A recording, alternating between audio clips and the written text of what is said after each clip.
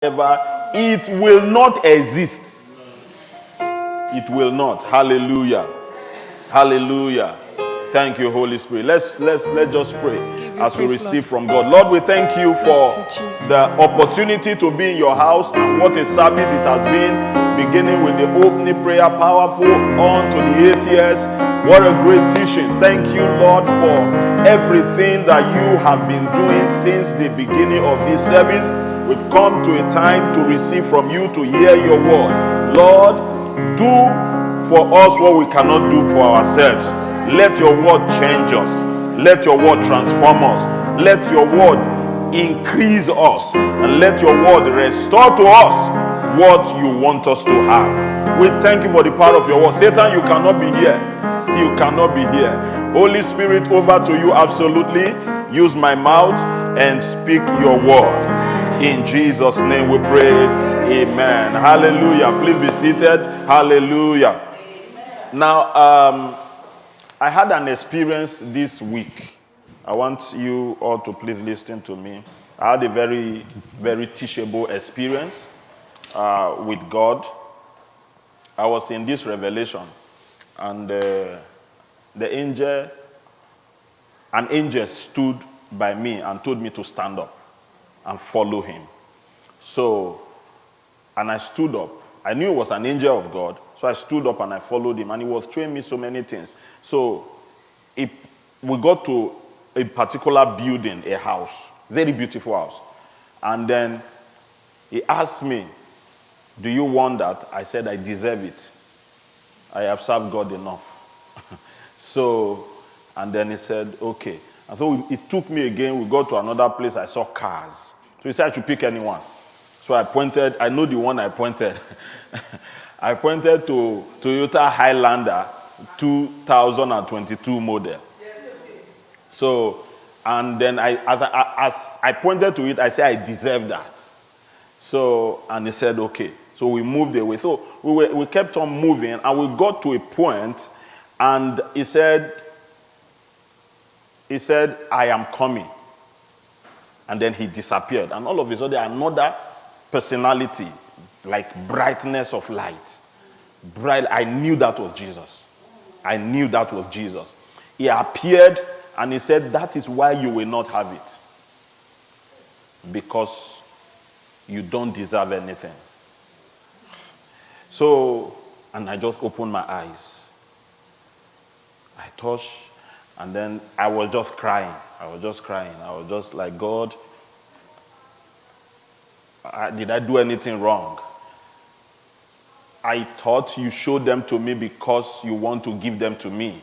So, and the Lord spoke to me expressly that the reason why you don't have is because you think you deserve it. You think you should have it. And he said to me instantly, it is pride to think you deserve something.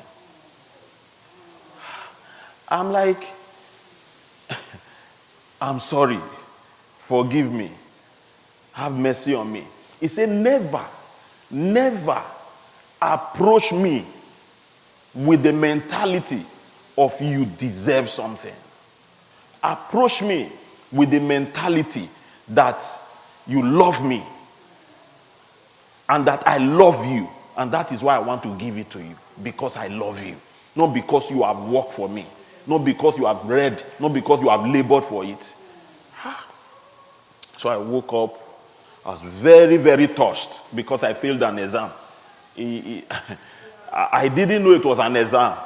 I thought it was a reward. Are you getting my point? So, and the way you are looking at me is like, why will I fumble? You too, you have fumbled like that before. But I felt so bad. I was crying. I was weeping. Physically, when I woke, I was crying because I knew I had failed an exam. And I know God does not test anybody. God does not try to make us fall. It does not tempt us to sin or to fall.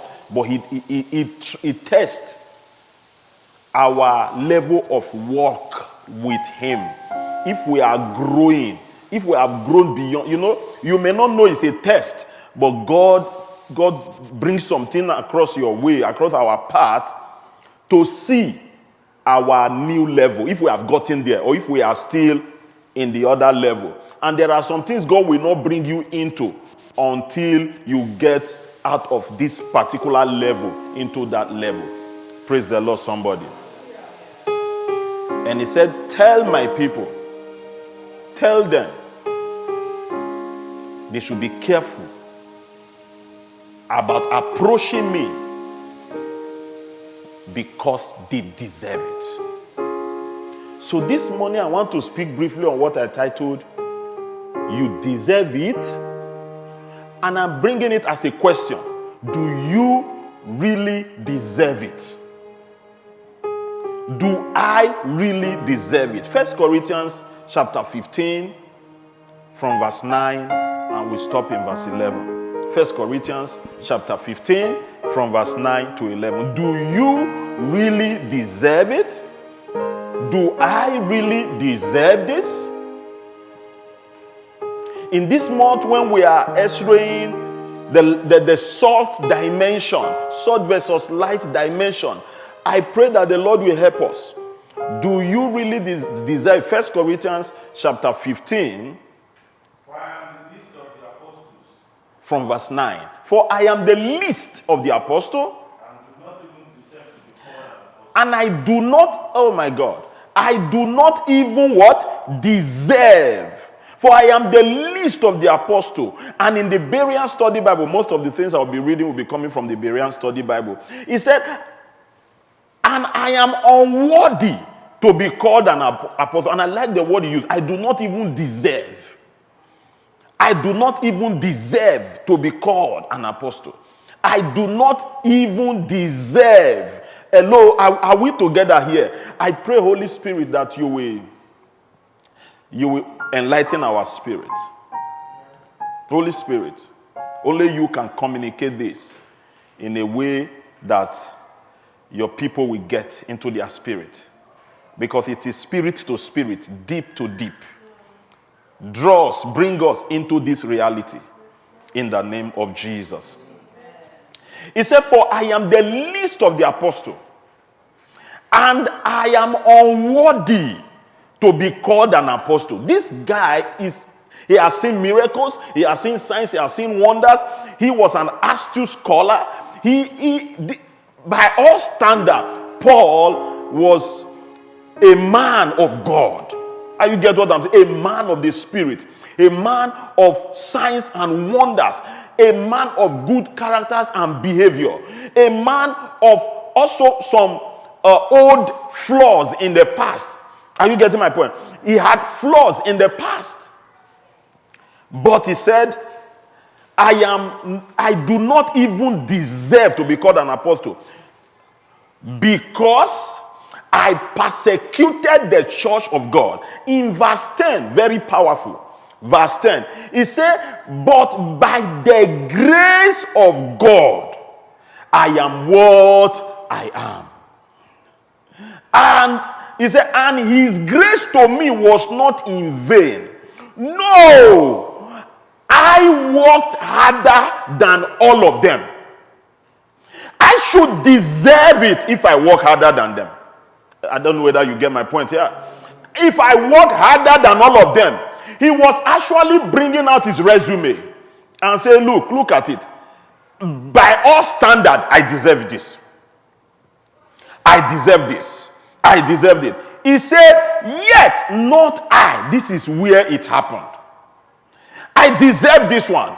I should have this. He said, yet the work I did, the harder work I did above all of them, I did not do it. I was not the one who did it. Hello? I was not the one who did it. But then who did? He said, but the grace of God that was with, so it was grace that did it through him. Are you following me, brethren? So it was not him that did it. It was the grace that was given to him that did it. Now, I have always find it difficult when sons and daughters in the Lord approach me and say, man of apostle, I need your grace. Because the last time I checked, I don't have any. There is nothing that can be called the grace of apostle. Paul Igbinogen, and no, I don't have one. So when people hold my leg and hold my garment and say, man of God, just impart it. I don't have the grace to give. The one I have was given. So it will be better to connect with the one who gave me. Are you following me this morning? Because he is the only one that can really give you the grace. Paul said it here. He said, I work harder, but that work, when I was doing all those work, it was not me.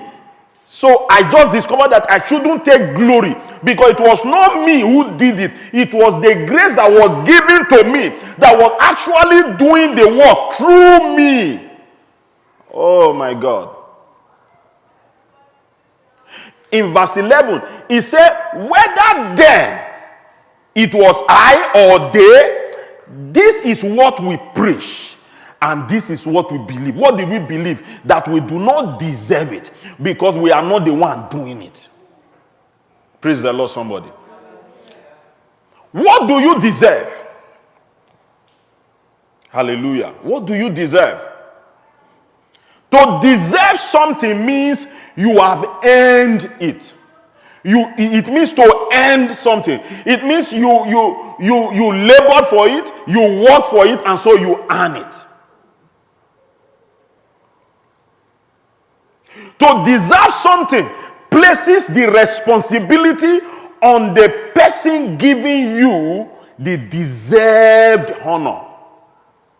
So, if I say I deserve something, and my sister is the one giving me what I deserve, so it places responsibility on them to give me what I deserve. Hello? Are you getting my point? So, I do not have to struggle for what I deserve because I deserved it. Praise the Lord, somebody. But is that the same way it is in our Christian experience, in our daily life, in our walk with God, in the spirit realm? Is that the same mentality? Paul told us, it's not the same. Paul is telling us it's not the same. It is very painful not to get what you deserve. True of us. It's very, very painful. That you deserve something and you don't get it is very painful. Say, man, I deserve it. I deserve it. Because what you deserve is what you merited. Isn't it? It's what you merited. It is by merit you should be given that.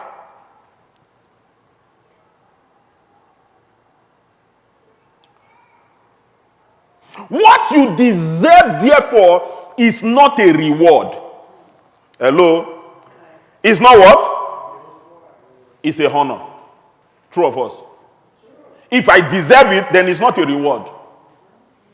Hello? Are we together here? It's not a reward because I deserve it, then it is a honor. You should give it to me because I deserve it. It should be honor to me. Because I labored for it and I deserve it, you should give it to me. It's mine. It is honor to me to have it. Is that the same way in the things of God? Paul is saying, he begged to differ.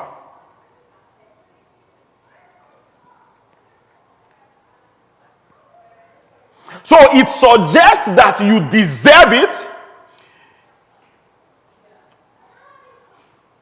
If you didn't work for it, does it still suggest that you deserve it? Hello? Are we together? If I did not work for it, do I still deserve it?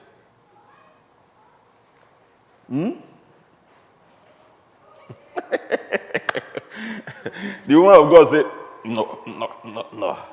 This will change our prayers and our perspective. This will change our approach. Because the reason why many people are not receiving and getting is because of the approach. All this idea that we are sons of God. Oh, we are this. Oh, we are that. We should not be carried away. All this idea that let's come boldly before the throne of grace to obtain what? Come boldly before the throne of grace to obtain what? Mercy. Not to place a demand. To first obtain what? Mercy. Because it is the mercy that can make you approach him. It is the mercy. I ask again, sir, what actually do you deserve? What actually did you work for? I have heard people say, I worked for everything I have. Yesterday, I was watching a movie. Yesterday, and a young man said, do you think I spent, the man was a pastor, and then the daughter was suffering in her marriage, going through domestic violence and so many things, and the daughter will cry back home, and the father said, it took me 20 years and close to 40 years to work for this, to labor. My reputation must not be wasted. You must not treat. But this girl was dying in this marriage. This girl was suffering. You've seen that movie? Yeah. This girl was suffering in that marriage. But the father couldn't see beyond his do you know? Do you know? Do you know me? Do you know how much I labored? He even turned to the mother and said, do you know what it took me? Not what it took us. Do you know what it took me? I built this ministry and then I married you. Oh. What actually do you deserve? I like us to reflect this morning, because this is the heart of our relationship with God.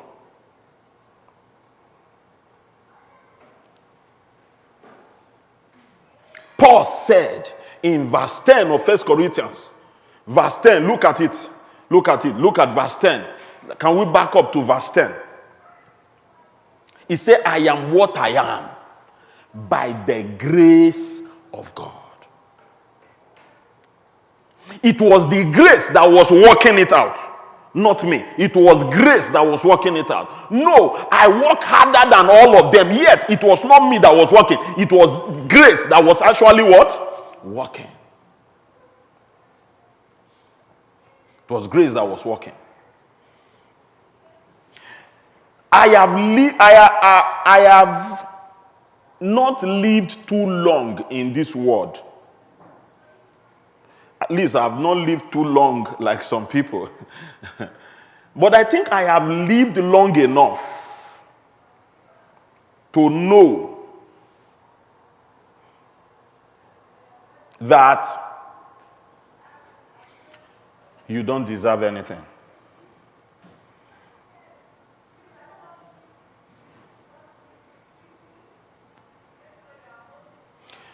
Take it easy, don't stone me yet.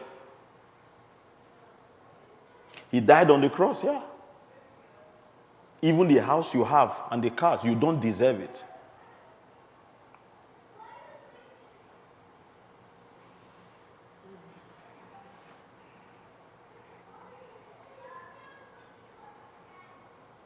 Luke chapter 17, verse 9 to 10. I want to show you something. Because when I said, if I said you don't deserve anything, you are like, but I deserve it. I'm a child of God. I deserve the best in life. I deserve this. You don't deserve it. I don't deserve it. What do you think you deserve? No, sometimes we are deceived by our effort. I don't know whether you understand what I'm talking about. Sometimes we are deceived by our effort. That we pray enough. That is why church is growing. That we are charismatic enough and we can see vision, as if those things were not given. Are you getting my point here?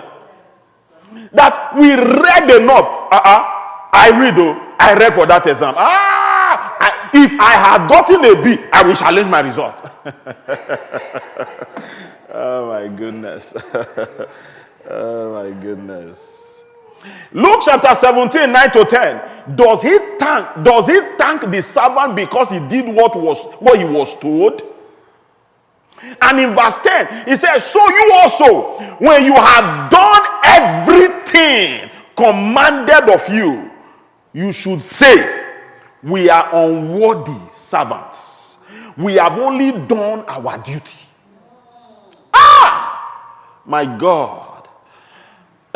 He said, if you have a servant and you tell the servant, go here, and he has done everything, he said, will you say thank you for doing what you were commanded to do? He said, no. He said, in fact, the servant will be happy. He will call himself. He said, we should call ourselves after we have done everything that we think we should do, or we know we should do. He said, you should look at yourself and say, you are unprofitable servant, according to King James. Unworthy servant. That you are only privileged to do your duty. And of course, you know, if it is your duty, you don't deserve. It's not deserved. It was just your duty. Luke chapter 12 verse 32. He said, it has pleased the Father to give you the kingdom. He pleased who? Not because of you, but because of himself. It pleased the Father to give you the kingdom. Not for your sake, not for my sake, but for his own name's sake. His own name's sake. It pleased him to give us. Not because of what we did. 1 Corinthians chapter 1 verse 21. He said, for since in the wisdom of God, the world through its wisdom, through the wisdom of the world, did not know him. Look at the next statement. He said, God was pleased through the foolishness of what was preached to save those who believe. So where is our effort? Where is our, I deserve this and I deserve that? Where is it? Where is it? If it is established that we truly don't deserve anything, then it bestows the responsibility of response and respect on us. True of us. It bestows it on us. The responsibility of what? Response and respect. That, look, God, I didn't pay you for this. You did it for me. Lord, I didn't even deserve it. I didn't even deserve it. But you deserve it. You deserve it. You deserve it. You deserve it. My hallelujah belongs to you.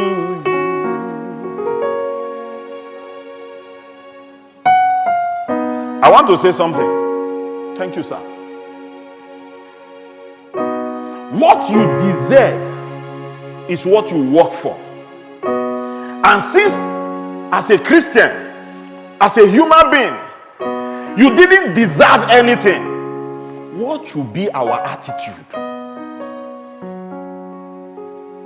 If we get this one right, our approach to life, to God, to ourselves, to our environment will change. And we will get more things done from heaven for us. I said, there is the temptation to give yourself a pat at the back when you pass an exam after much reading. True of us. Hey man, I know what I did. Like I said earlier, I jack. TDB. I try. When you look at it, I read now.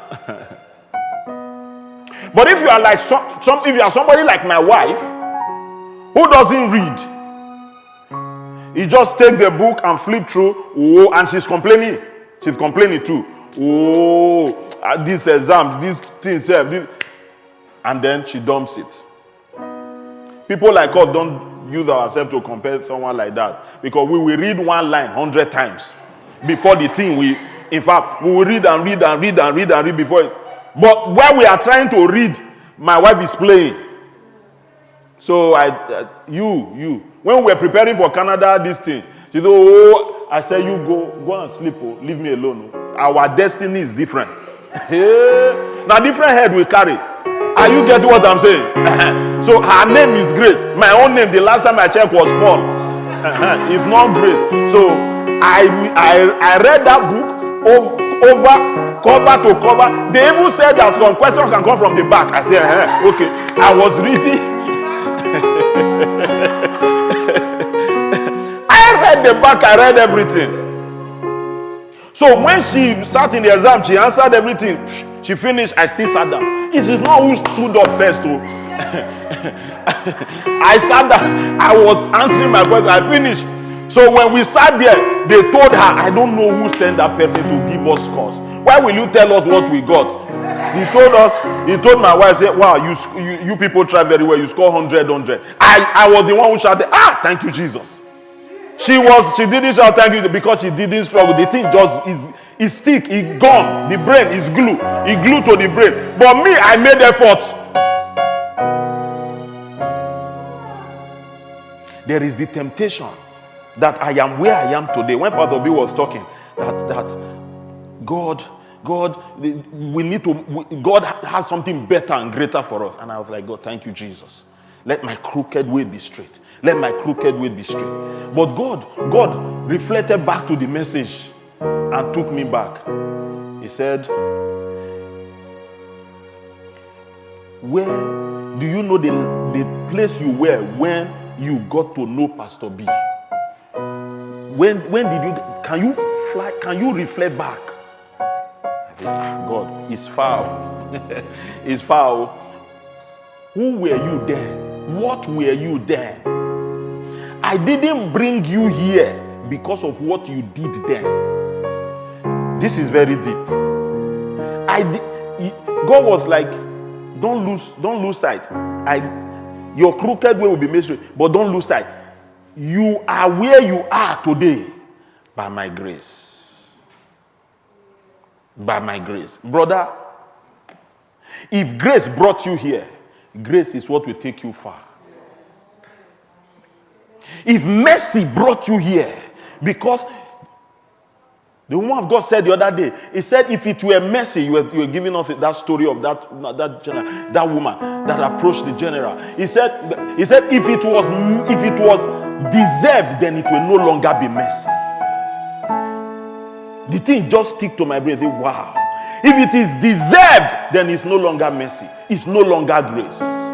Paul said, I am what I am by the grace of God. Luke chapter 12 verse 20. The story of the rich, well, they call him the rich fool. For the first time, Jesus used this statement, and he called somebody fool. He said, God himself said, because remember God said that we shouldn't use those kind of words. So, but God himself looked at a man and said, you are a fool. Now, what made God arrive at that conclusion? Because the man looked at himself. Did the man labor? Of course. Did the man work to make all that he had? Yes. But the man moved from labor to deserve. Immediately he got to that point. When you begin to say you deserve something, you have begun to flex muscle with the one who gave you life. Because you need to sleep and wake up first before you read. In fact, you need a brain to understand what you are. Is it not because you are normal, you are not an imbecile? Are you getting my point? You are normal, you think, you calculate, you can move, you can do everything. That's why you married and you say, man, what is difficult in people getting married? What can't people, can't you talk and toast a lady? It is easy now. It is because it came, it's because you are rational. He looked at the man and he said, you are a fool. In Daniel chapter 4 verse 30, one very great king who ruled the whole world, he got out of his balcony one day and he was moving around, his name Nebuchadnezzar by name, and said to himself, is this not Babylon? Immediately he started, God knew where he will end. Is this not Babylon? God said, finish the statement. Finish it. He didn't know that there was an angel standing by his side to give him a slap. He didn't know. Is this not Babylon, whom I, by my might and honor and dignity, have gotten? The next 7 years, he was in the forest. He was eating grass. The next 7 years, what do we really deserve? We were supposed to die. He saved us. We were condemned. He rescued us. We were not supposed to even brag, but he lifted us, put us on his shoulder so that we can see far. What do we deserve? In 1 Corinthians chapter 4, verse 7, he said, there is nothing you have that you were not given. Nothing. Nothing. Nothing. So the next time your mind tells you that you deserve something, remember that you don't deserve anything from God. You don't. Yeah, you don't. He gave you children that you don't deserve. He gave you beauty that you don't deserve. He gave you life, gave you car, gave you house, gave you brother. Some people don't have brothers. Someone told me, he said, I don't have a brother, I don't have a sister, it's just me. I was wondering, how will that person's growing up look like? You know, growing up, the house. Nobody to fight with now. How can you enjoy your childhood when there's nobody to fight with, somebody to chase you? One of my auntie was mopping the floorway in our house. And me, stubborn boy, as I was coming, and every curtain, every window blinds in the house, immediately I finish eating, I wash my hand, or I don't wash my hand, I take the curtain, I clean. She just washed it, dry it, fill it back, now washing the walkway. I will just finish eating, and then I took it, clean my hand. She was on short knicker. The way she chased me, the way she ran, the way me I ran, I didn't run, I flee. Because I know that if her hand land on me, I'm in trouble. So I wonder, people who grow up alone, how would their childhood? Because in my own house, it was like a civil war environment. You wake up in the morning, you know that there will be fight. It's just that you don't know where it's coming from. There will be fight in the house. Either somebody fight from this house, the other house, there will be fight, or within the house there will be fight. You don't just know where it's coming from. It was exciting, it was interesting.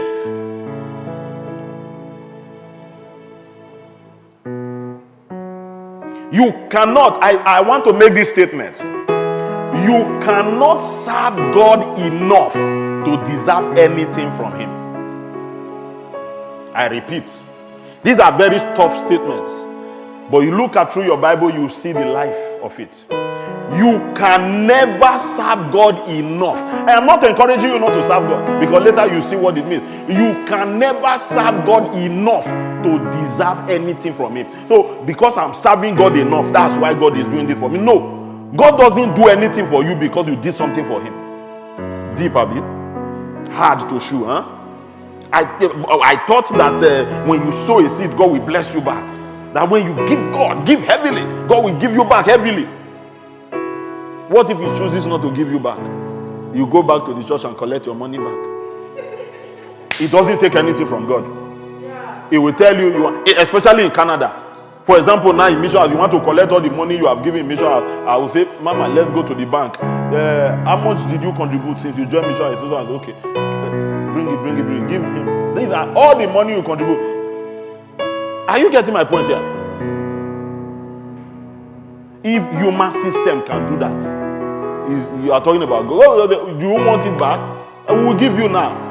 But as we are giving you, the air I gave you, bring it now. You can never serve God enough to deserve anything from Him. It is the mercies of God that found us. It was the mercies of God. It is still the mercy, not it was. It will always be His mercy that rescued us. Lamentation chapter 3, verse 22. He said, it is of the Lord's mercies that we are not consumed.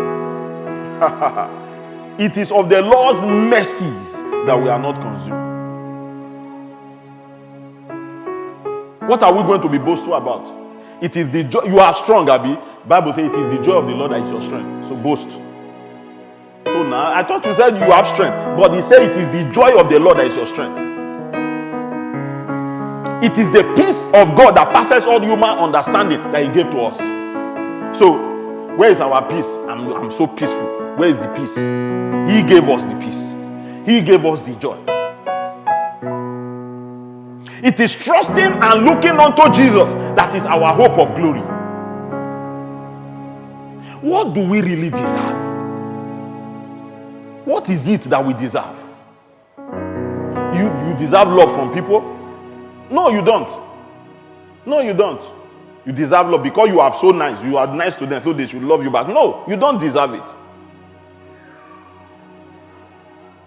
You don't deserve it. Because it is not in man to do good. So you don't deserve it. He has told you, that I do good for you. I expect you to do it back to me. Normal procedure, isn't it? But you don't deserve it. Because He didn't put it in the other person to do it back. He is the only one that can do it back. And you understand that He is a rewarder of those who seek Him, not those who seek men. God humbled me. He told me, as long as you have this attitude, you will not have these things. Change your orientation and tell my people to change their orientation. And this is going all over the world now. I don't know how many billions of people that are on Facebook and are on YouTube that are hearing me now. Listen, you don't deserve it. You don't. You don't. It is God's word that is the source and the sustainer of our faith. I have faith. That faith you have, it is His word that is the sustainer of your faith. It is the Holy Spirit that helps us to pray with groanings that cannot be uttered. So we don't even know how to pray. So what are we going to be to say we deserve? We don't even know how to pray. As I was praying, that prayer was accurate. Which prayer was accurate? Which prayer was accurate? Your own. You don't even know how to pray. Do you know what is prayer? What do you think is prayer? Heavenly Father, I just want to give. You know, if some people finish prayer, you say, God have no choice. He will answer this one. It was well constructed. well constructed, ecclesiastically put together, and very articulately delivered. The prayer was a sermon, well delivered. But God still is not obligated to answer. What do we deserve? What do you deserve?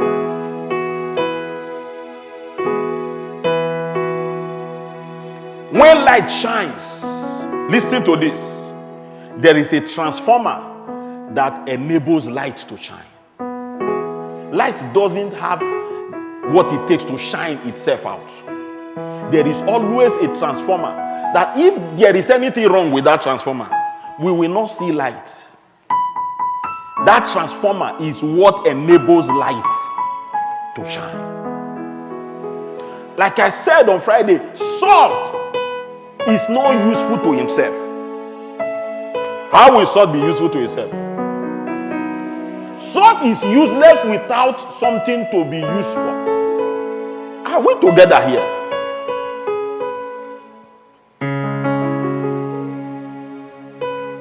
And Jesus calls us the salt of the earth as long as we are being used by him. As long as we surrender and submit and know that it is his mercies that kept us. It is his mercies that sustains us, not our effort. Effort can be very deceptive, sir. That you wake up in the morning, I have a duty to cash. I have to be right there on time, no late coming, so that I have good record. If they want to fire you, one mistake will happen, you will fire you. All your efforts will be forgotten. Hello?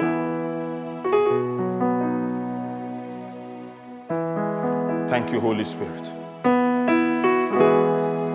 Jesus said, salt can lose its savor. How can I then become the salt that God wants me to be? How can I express my gratitude for what I have that I didn't deserve? I will say this.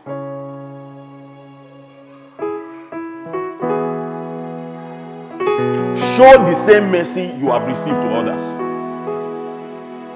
The same joy that is in you, that he gave you, show the same joy to others. The same love that is shared abroad, you are not that you really love. We don't love. It is not the matter of love. Love. Do you know why God told man, love your wife? It's not easy.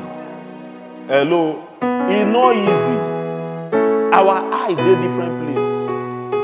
Hello? So he said, he told the woman, submit. Woman, submit. It's a straight jacket. God brought us there and said, look, you have no choice. How do I appreciate you for what I am enjoying that I do not deserve? That I wake up in the middle, that I even have a wife who can manage me. And I have people around me who can sit down and listen to me. Are you hearing what I'm saying? That you have people that sit down and you have audience who will listen to you. A man of God said he traveled to Chicago and he was invited to preach in the church, and there were only one person sitting in the congregation.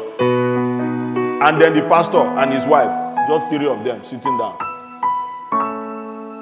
Hello? And that is a man of God that left Nigeria when he was traveling to, I'm going to Chicago to minister.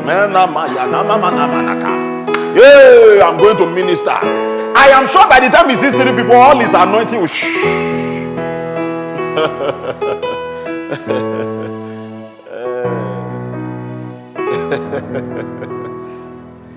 Give the same peace that God gave to you. Give the same peace. We must learn how to appreciate God for the little that we have, so that he can increase that little to become much. The little. Thank you.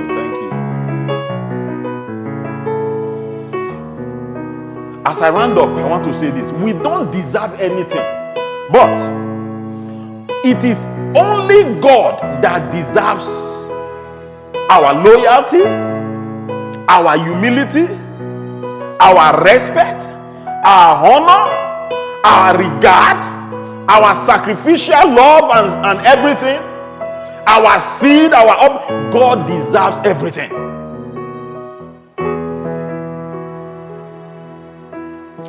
Now let me say this. If you think you deserve anything, it will be hard for you to release that thing. Because you will want everybody to deserve it also before they get it. And that was why God placed the whole thing like this. That he doesn't want mankind to be governed by the idea of what they deserve. And he does not want mankind to look at God. God, it is only those who deserve things that you give them to. Hello. So he make his sun shine upon everybody.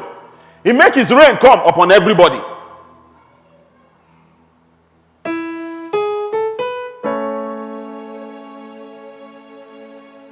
The Lord said to me one night, He said, I took the bullets for you. What have you done for me? I said, Lord, I'm a man of God. I preach, I talk to people, I pray, I do. He said, everything you do that you have mentioned now, I gave you the ability to do them. And I was, at that point in time, I was like, yes now. Okay, what have you done for me? Lord, I cannot do anything for you. You are God. I can only do things with you. I can partner with you. Not because I am the one to do it, but I want to be blessed. That is why I'm partnering with you. I want to be blessed. Praise the Lord, somebody. God deserves our cooperation in order to extend his kingdom in this world. And if that cooperation is just sending a flyer on your WhatsApp to your contact, it is a mark of your what? Of expression of your praise and your worship unto God. Job chapter 22 verse 2 and 3. Can I say a little bit more and then we'll round up? Job 22 verse 2 and 3. Can a man be of use to God? Can even a wise man benefit him?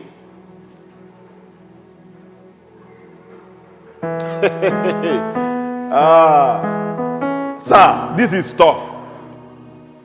Then all this one that you are saying, Lord, I want to live right so that you can give me the right things. Hello? Am I saying that we should live wrong? No, I'm not saying that.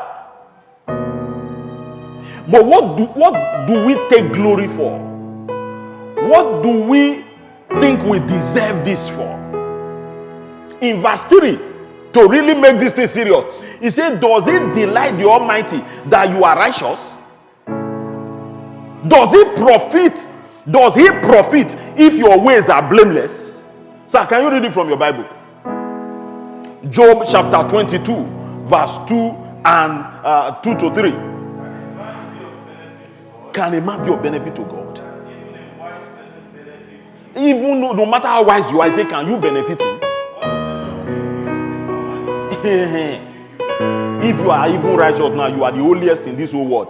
What does God benefit from it? If you don't have stain, you are so holy, he said, what will he gain? Am I saying that we should be that? No. But I'm trying to let you know that your righteousness, they are like filthy rags.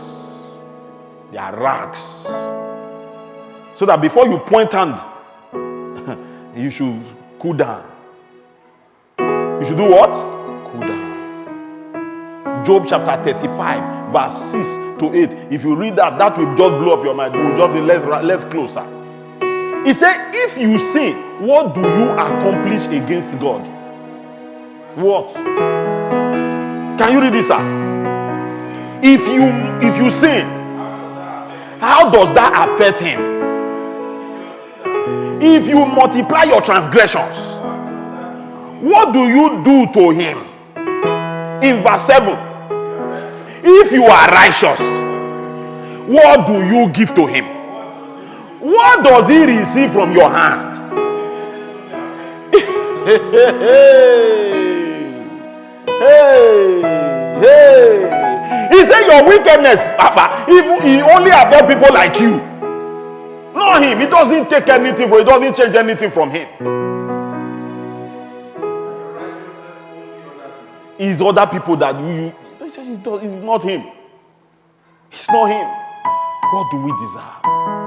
Do you really deserve it? Proverbs chapter 9 verse 12. He said, if you are wise to your own advantage. If you scoff, you also scoff and you bear the consequences also.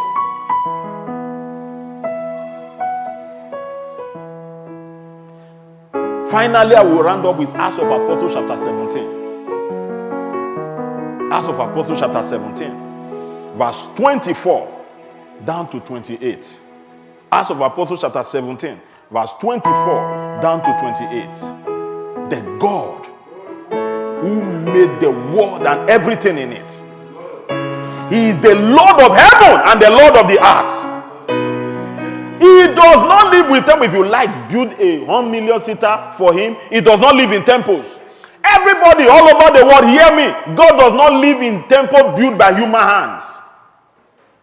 And let me tell you something. Some mighty, massive temple those days that was built and was the talk of town, like the Angelus Temple in Los Angeles. When you get there, that was temple built by Aimé Semple Mcpherson.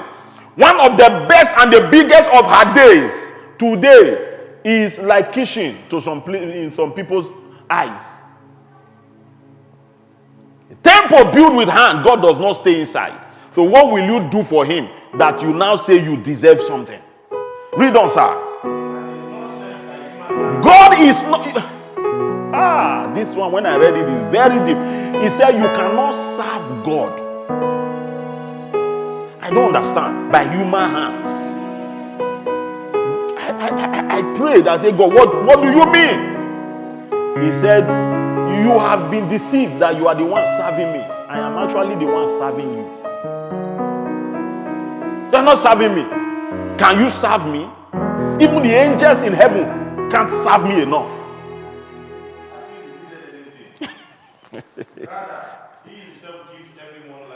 He's the one that services humanity. He's the one that gives us everything. Is that about 26? Go to 26 now. Compare. He said now, for only one person, he made the whole world. And he mapped out their appointed times in history. Everything. He knows when the person's time is over and the person will come back home and report. He knows the boundary. Go out to 27. He said there is a reason why he did it. So that all of us will continue to seek him and say, Lord, to you shall all flesh come. We don't have anywhere we are going. Go on. He is not far from any one of us. In him we live. In him we move. In him we have our entire what? Being.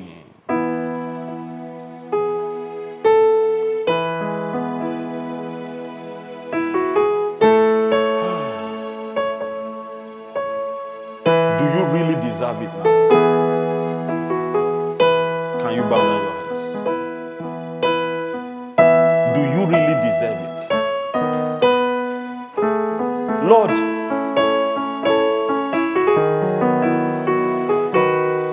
give me more of your mercy. Not just because I deserve it, but because it is mercy. I know I complain too much. I know I complain too much. Can't you see? I compare myself with many people. I compare myself with other people. Lord, I am sorry.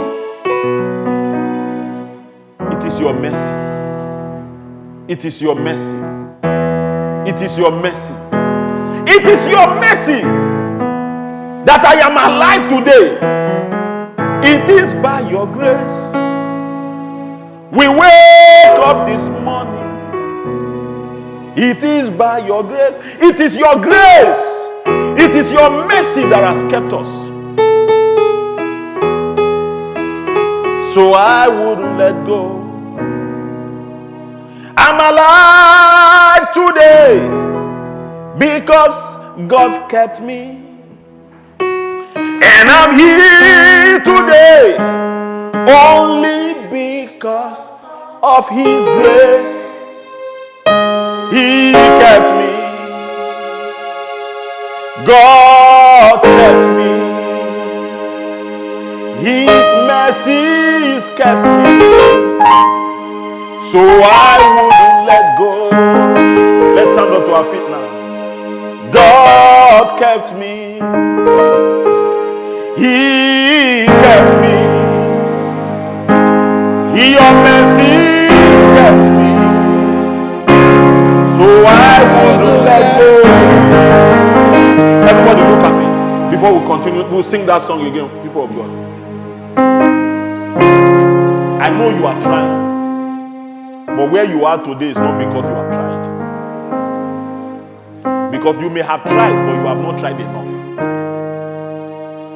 You may have prayed, but you have not prayed enough. There were people who pray more than you, who don't have what you have, who can boast of the life that you have. A wise man said that the graveyard is that the greatest treasures of life is in the cemetery, it's in the graveyard. Because many people who will say never deserved to die, they are right there. And I know someone asked a question the other day. Why is it that bad people live longer than good people? Now, we can ask questions from today till everlasting. But I tell you the truth, there are some answers that will never come until we see Him. But we must know from today, settle it in your spirit, brother. Your effort is good, but your effort is not the reason where you are today. Settle it. If I deserve anything, I deserve to die. If I deserve anything, I deserve not to be here. I deserve not to even be heard. But He gave me life. What a mighty earth change. What a wonderful earth change. Hallelujah. Amen. I'm alive today because God kept me. And I'm here today only because of His grace. Hey, He kept me. God kept me. His mercies kept me. So I wouldn't let go.